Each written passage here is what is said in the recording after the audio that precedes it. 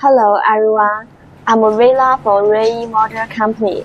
Today, I'd like to introduce a very difficult product that we just finished processing. The product I'm holding is made of titanium alloy grade 2 with cylindrical diameters of 553 mm and bore diameters of 540 mm. The first difficulty is the deep hole machining.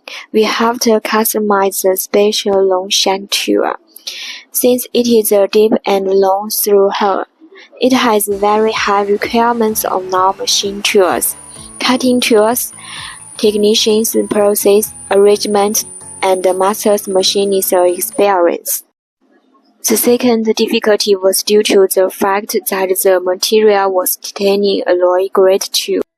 The machining of titanium alloy is characterized by its high hardness, especially at high temperatures, which tends to cause faster to wear.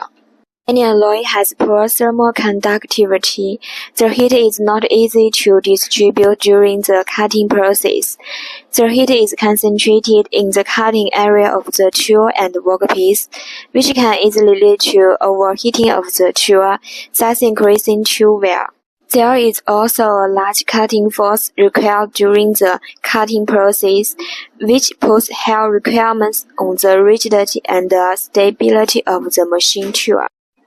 In addition, titanium alloy has low modulus of elasticity, which is prone to elastic deformation during the machining process, affecting the machining accuracy, especially in the processing of thin walled and cylinder parts is more obvious.